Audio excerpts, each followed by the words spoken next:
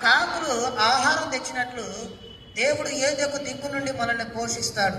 అందుకే పరిస్థితులను బట్టి భయపడక మరి దేవుణ్ణి కలిగి మనం ఉన్నట్లయితే చూడండి, ఇలాంటి సహాయం మనకు కూడా అందుతుంది. మరి కేరేతు వాగు కూడా ఎండిపోయింది. కేరేతు వాగు ఎండిపోయిన తర్వాత మరి ఏలియాకి ఇంకా ఆహారం ఎక్కడి నుంచి వస్తుంది అని ఏలియా ఆలోచించలేదు. దేవుని మాట కోసం ఎదురు చూశాడు. మరి సమస్తము మరి పట్టించుకుంటాడు దేవుడు. మరి కొండ మీద దేవుడు ప్రసంగిస్తున్నప్పుడు మరి అక్కడ చుట్టూ 5,000 మంది ప్రజలు ఉన్నారు. వాళ్ళు 3 దినాల నుంచి వాక్యం వింటున్నారు, దేవుని దగ్గర ఉన్నారు. ఆ తర్వాత దేవుడు వారి గురించి ఆలోచించి ఏమంటున్నాడంటే, మీ దగ్గర ఏమైనా ఉన్నాయి అంటే వాళ్ళు అంటున్నారు 5 రొట్టెలు 2 చేపలు ఉన్నాయని అన్నప్పుడు వాటిని ఆశీర్వదించి పంచిపెట్టినాడు. ఎంతమందికి అనంటే 5,000 మందికి పంచిపెట్టాడు. ఇంకా ఏందయ్యారంటే సమృద్ధి మిగిలింది. ఎంతంటే 12 గంపల సమృద్ధి. ఇంకొక చోట 4,000 మంది ఉన్నారు. అక్కడ 7 రొట్టెలు కొన్ని చిన్న చేపలను ఆశీర్వదించి పంచిపెడితే ఇంకా 7 గంపలు మిగిలి ఉన్నాయి. ఇలా ఏలియా కూడా అక్కడ కేరేతు వాగు ఎండిపోయింది. దేవుని వాకు కోసం ఎదురు చూస్తున్నాడు. దేవుడు వచ్చి మాట్లాడుతున్నాడు, ఏలియా పేద విధవరాల దగ్గరకు వెళ్ళు, ఆమెకు నేను ఆజ్ఞాపించానని చెప్పినప్పుడు ఏలియా ఆ పేద విధవరాల దగ్గరికి వెళ్ళాడు. మరి అక్కడ ఏమైందనంటే 1 రాజుల గ్రంథము 17వ అధ్యాయం 12 నుంచి 14 వరకు. అందుకామె, నీ దేవుడైన యెహోవా జీవముతోడు తొట్టిలో పట్టిన పిండియు గుడ్డిలో కొంచెం నూనెయు నా ఎద్దునున్నవే గాని అప్పం ఒకటేమీ లేదు. మేము చావక ముందు మేము ఇంటికి పోయి వాటిని నాకును నా బిడ్డకును సిద్ధము చేసుకుని వాళ్ళని కొన్ని పొలలు ఎరటికై వచ్చినన్ను. అప్పుడు ఏలియా ఆమెతో ఇట్లన్ను, భయపడవద్దు, పోయి నువ్వు చెప్పినట్లు చేయము. అయితే అందులో నాకు ఒక చిన్న అప్పము మొదట చేసి నా ఎద్దుకు తీసుకొని రమ్ము. తర్వాత నీకును నీ బిడ్డకును అప్పములు చేసుకొనుము. భూమి మీద యెహోవా వర్షం కురిపించు వరకు ఆ తొట్టిలో ఉన్న పిండి తక్కువ కాదు, బుడ్డిలో నూనె అయిపోదని ఇశ్రాయేలు దేవుడని యెహోవా సెలవిచ్చి ఉన్నాడు అనేను. సార్, సత్తెనపల్లిలో సత్యపాష్ గారు రాకముందు మాకు అసలు ఒక పూట ఉంటే ఒక పూట ఇంట్లో అన్నం ఉండేది కానే కాదు. మేము పస్తులు ఉండేవాళ్ళం, ఎక్కువ పస్తులే ఉంటాం మేము. మరి కారంలో ఉప్పేసుకొని నూనె వేసుకొని అన్నంలో కలుపుకొని తినే పరిస్థితి మాది. ఎట్లా అంటే అంత కరువు స్థితిలో మేము ఉన్నాం. ఎప్పుడైతే సత్యమయ్య గారు సత్యనపల్లి వచ్చినాడో మా అమ్మ సత్యమయ్య గారి దగ్గరికి వెళ్ళి బాప్తిసం తీసుకొని మరి ఆ క్రమం ఎప్పుడైతే నేర్చుకొని ప్రార్థించడం మొదలుపెట్టిందో ఆ రోజు నుంచి 3 పూట్ల మాకు ఆహారము దొరుకుతుంది. జీవం కలిగిన మందిరంలో ఉంటే ఆ జీవమైన దేవుణ్ణి మనము జీవంగా ఆరాధిస్తే చూడండి, దేవుడు ఇటువంటి ఆశీర్వాదాన్ని దేవుడు మనకు అనుగ్రహిస్తాడు. ఏ కొదువ కొరత అనేది ఒక్కోసారి కొరత ఉంటుంది, కొదువ ఉంటుంది. కానీ ప్రతి క్షణము అన్ని విధాలుగా దేవుని పైన ఆధారపడితే చూడండి, ఈరోజు మేము 3 పూట్ల ఆహారము తినగలుగుతున్నాం. మరి ఆ రీతిగా ఏలియాను కూడా దేవుడు పేద విధవరాల దగ్గరికి నడిపించి ఆమె దగ్గర ఉన్న మొదట నీ కాడున్నది కొంచెం పెట్టమ్మానంటే ఆమె మారు మాట మాట్లాడకుండా ఆమె దగ్గర ఉన్నది తెచ్చి పెడితే చూడండి, భూమి మీద వర్షం కురిసేంత వరకు ఆ కుండలో పిండి తక్కువ కాలేదు, గుడ్డిలో ఉన్న నూనె తరగలేదు అని రాయబడింది. మరి ఎవరైతే మరి ప్రభునందు నిలబడి మరి ఈ రీతిగా దేవునిపై ఆధారపడతారో దేవుడు ఎటువంటి పరిస్థితుల్లోనైనా ఆదుకుంటాడు అని మనకి అర్థమవుతుంది. చూడండి, దైవజనుడి మాట మనము వినాలి. దైవజనుడి మాట మనము వినాలి. యోసేపు మరి మాట ఐగుప్తు రాజు విన్నాడు, ఒక అన్యుడు విన్నాడు. దేశానికి దేశ ప్రజలకి క్షేమం కలిగింది. మరి అలాగనే మాట విన్నవారు ఎలా ఉంటారు అని అంటే మత్తయి సువార్త 7వ అధ్యాయం 25వ వచనంలో రాయబడింది. వాన కురిసెను, వరదలు వచ్చెను, గాలి విసిరి ఆ ఇంటి మీద కొట్టెను గాని దాని పునాది బండ మీద వేయబడిను గనుక అది పడలేదు అనని రాయబడి ఉంది. దైవజనుడు దేవుని ఆత్మతో నింపబడి ఉంటాడు కాబట్టి దేవుని ద్వారా విన్న మాట మాత్రమే మనకు చెప్తాడు. రాబోయే పరిస్థితులు ఎంతో భయంకరం. మరి ఆ పరిస్థితులను తాలుకోవాలి, ఎదుర్కోవాలి, జయించాలి అని అంటే ప్రార్థనా జీవితాన్ని కలిగి ఉండు, దేవుణ్ణి కలిగి ఉండు అని చెప్పినప్పుడు మనము ప్రార్థనా జీవితాన్ని కలిగి ఉన్నట్లయితే చూడండి, ఏ పరిస్థితి అయినా సరే మనం జయించగలుగుతాం. దేవుడు మనకు సహాయం చేయగలుగుతాడు. మరి ద్వితీయోపదేశకాండం 28వ అధ్యాయం 2 నుంచి 6 వరకు మనం చూస్తే ప్రభువును కలిగిన మన జీవితంలో, ఆయన మాట విన్న మన జీవితంలో మరి ఏ మేలు మనకి ఉంటుంది అని చెప్పి ఇక్కడ రాయబడి ఉంది. విద్యోపదేశకాండం 28:2-6 వరకు. నీవు నీ దేవుడైన యెహోవా మాట వినేలా ఈ దీవెనలన్నీ నీ మీదకు వచ్చి నీకు ప్రాప్తించును. నీవు పట్టణంలో దీవింపబడదువు, పొలములో దీవింపబడదువు. నీ గర్భఫలము, నీ భూఫలము, నీ పశువుల మందలు, నీ దుక్కిటెద్దులు, నీ గొర్రె మేకల మందలు దీవింపబడును. నీ గంపయు పిండి పిసుకు, నీ తొట్టియు దీవింపబడును. నువ్వు లోపలికి వచ్చినప్పుడు దీవింపబడదువు, వెలుపలికి వెళ్ళినప్పుడు దీవింపబడదు. చూడండి, ఇక్కడ నువ్వు ఇంటిలో ఉన్నా దీవించబడతావు, ఇంటి బయట ఉన్నా దీవించబడతావు. మరి నీ భూఫలము, నీ గర్భఫలము, నీ దుక్కుటెద్దులు, నీ మేకల మందలు, ఇవన్నీ నీ తొట్టి పిండి పిసుకు, నీ తొట్టి దీవించబడును అనని దేవుని వాక్యం సెలవిస్తుంది. ఎప్పుడు దైవజనుని మాటకు మనము విధేయత చూపినప్పుడు, మరి దేవుని మాటకు మనము విధేయత చూపినప్పుడు, మరి ఆ రీతిగా వాక్య ప్రకారంగా, మాటల ప్రకారంగా మనం నిలబడినట్లయితే చూడండి, కొదువ కొరత అనేదే ఉండదు. కొదువ కొరత అనేది ఉండకుండా దేవుడు ఆశీర్వాదకరంగా నిలబెడతాడు అని చెప్పి ఈ వాక్యం మనకు సెలవిస్తుంది. మరి పౌలు గారు వాక్యం ఒక చోట ప్రకటిస్తున్నాడు. పౌలు వాక్యం ప్రకటిస్తూ ఉంటే ఓ పుట్టి కుంటివాడు ఒక ఆయన ఆ గుంపులో కూర్చొని వాక్యం వింటున్నాడు.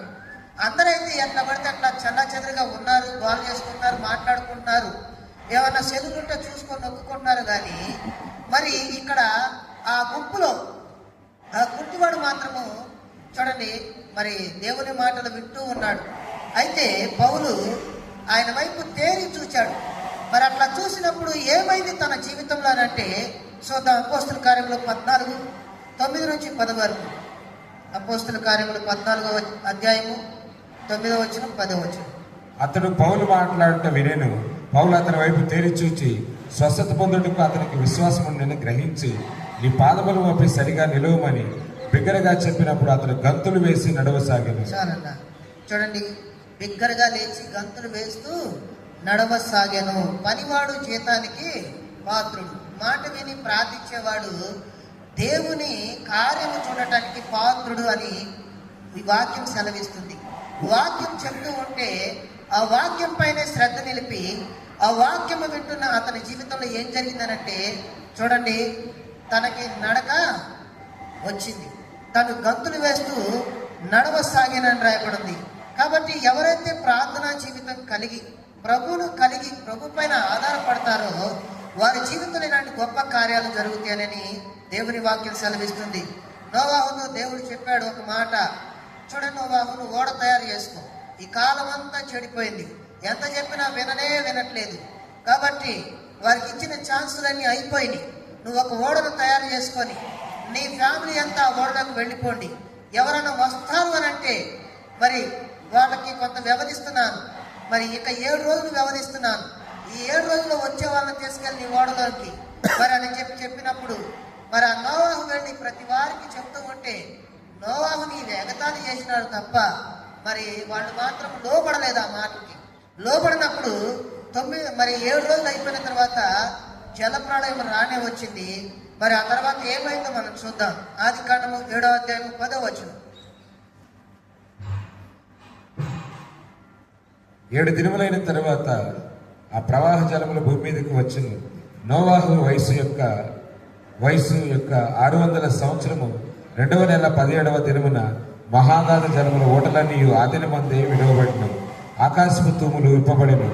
40 పగలును 40 రాత్రులను ప్రచండ వర్షము భూమి మీద కురిసెను. ఆ దినమందే నోవాహును నోవాహు కుమారులకు షేమును, హామును, యాపేతును, నోవాహు భార్యయు వారితో కూడా అతని 3 కోడళ్లను ఆ ఓడలో ప్రవేశించింది. వీరే కాదు, ఆయా జాతుల ప్రకారము ప్రతి మృగమును, ఆయా జాతుల ప్రకారం ప్రతి పశువును, ఆయా జాతుల ప్రకారం నేల మీద ప్రాకు ప్రతి పురుగును, ఆయా జాతుల ప్రకారం ప్రతి పక్షియు, నానా విధములైన రెక్కలు గల ప్రతి పిట్టయు ప్రవేశించింది.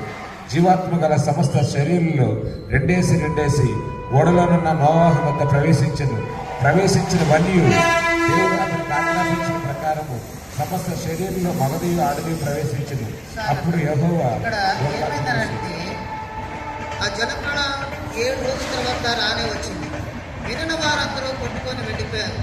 ఎవరు విన్నారనంటే నోవాహు కుటుంబం కుటుంబంలో మాత్రమే దేవుని మందిరంలో ఉండి దేవుని విలువ తెలుసుకొని దేవునితో సహవాసం కలిగి ప్రభు పైన ఆధారపడిన కుటుంబం మాత్రమే రక్షింపబడింది. ఆ సమయంలో ఎన్నిసార్లు హెచ్చరించినా కూడా ఆ ప్రాంతం వారు కానీ ఆ కుటుంబము కానీ లెక్క చేయలేదు. అందుకనే చూడండి, భూమూలకులతో సహా నాశనం అయిపోయారు. దేశమంతా కొట్టుకొని వెళ్ళిపోయింది. మరి ఆ రీతిగా మాట విననోడు తన ఇల్లు ఇసుక మీద కట్టుకుంటాడు. వాన వచ్చింది, వరదలు వచ్చింది, ఆ జల ప్రళయం ఈడ్చుకొని వెళ్ళిపోయింది. అందుకని మనం ఎలా ఉండాలంటే మాట వినేవారిగా ఉండాలి. మరి దేవుని దూతలు లోతుతో అంటున్న మాట ఏదనంటే, ఈ సదోమ గోమర పట్టణాలు బహు భయంకరమైనవి కాబట్టి వీటి పట్ల దేవునికి జాలి అనేది పోయింది. దేవుని ఉగ్రత మరి ప్రాంతం మీదకి వచ్చింది కాబట్టి, నీవు అబ్రాహాముకు చెందిన వాడివి కాబట్టి మరి నీవు నీ ఇంటి వారును ఈ ప్రదేశాలు వదిలిపెట్టి వెళ్ళిపోండి బయటికి అని అన్నప్పుడు, మరి వాళ్ళు వెళ్ళినప్పుడు దూతలు వాళ్ళకు చెప్తున్న ఒక మాట, వెనుకకు తిరిగి చూడవద్దు. మరి వెనుకకు తిరిగి చూడవద్దు అని చెప్పినప్పుడు మాట వినాలి కదా. మాట వినకుండా ఈ లోతు భార్య కొంత లోకం వైపు ఆలోచన కలిగి ఉంది కావాలా. ఆమె ఏం చేసిందంటే దేవుని మాట, తన దూతల మాట వినకుండా వెనకకు తిరిగింది. మరి వెనకకు తిరిగిన మనిషికి ఏమైందా అని అంటే చూద్దాం. ఆదికాండం 19వ అధ్యాయం 26వ వచనం.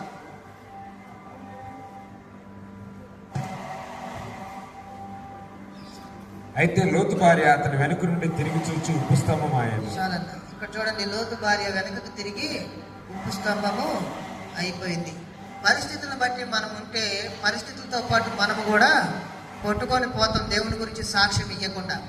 మరి పరిస్థితుల వైపు చూడకుండా ప్రభు పైన ఆనుకొని ఉన్నట్లయితే మరి ప్రభు కార్యాలు చూసి సంఘములోనైనా బయట అయినా ఇంటనైనా బయట ఎక్కడైనా సరే మరి దేవుని గురించి సాక్ష్యం ఇవ్వగలం. అలాగని ఇంటనున్న ఆశీర్వదింపబడతాం, ఇంటి బయట ఉన్న ఆశీర్వదింపబడతాం. మరి నిర్గమకాండం 3వ అధ్యాయం 17వ వచనంలో మరి ఇక్కడ ఒక మాట రాయబడి ఉంది. నిర్గమకాండం 3:17వ వచనం. నుండి పాలుతేరులు ప్రవహించే దేశమునకు అనగా కనానీయులు, హిత్తీలు, అమోరీలు, పెరిజీలు, హివీలు, యెబూసీయులున్న దేశమునకు మిమ్మల్ని రప్పించుదనని సెలవించుదనని వారితో చెప్పుము. వారు నీ మాట విందురు గనుక నీవును ఇజ్రాయేలు పెద్దలను ఐగుప్తు రాజు వద్దకు వెళ్ళి అతన్ని చూచి, హెబ్రీల దేవుడైన యెహోవా మాకు ప్రత్యక్షమైన గనుక మేము అరణ్యమునకు 3 దినముల ప్రయాణం అంత దూరము పోయి మా దేవుడైన యెహోవాకు బలిని సమర్పించుదుము సెలవిమ్మని అతనితో చెప్పు. ఏమని రాబడుతుందంటే, పాలు తేనెలు ప్రవహించు దేశానికి మిమ్మల్ని నడిపిస్తాను అని చెప్పి దేవుడు ఆ మనసులో అనుకుంటాడు. మిమ్మల్ని బాగా పోషిస్తాను అని అనుకున్నప్పుడు లోతుతో కూడా అదే దేవుడు ఉద్దేశం కలిగి ఉన్నాడు. అయితే లోతు సొంతాన్ని ఎతికాడు, సొంత ఆలోచనను ఎతికాడు. ఒకవైపు పొమ్మంటే ఆయన ఏమన్నాడంటే ఇంకొక వైపు వెళ్ళినాడు.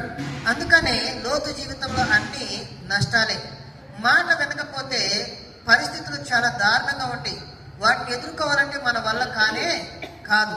కాబట్టి ఎప్పుడైతే మనం మాట వినగలుగుతామో, మాట వినే మనస్సును మనం మరి తెచ్చుకుంటామో, అప్పుడు చూడండి మనము మన జీవితాలు, మన కుటుంబము, మన దేశము బండ మీద కట్టబడి క్షేమముగా ఉంటుంది.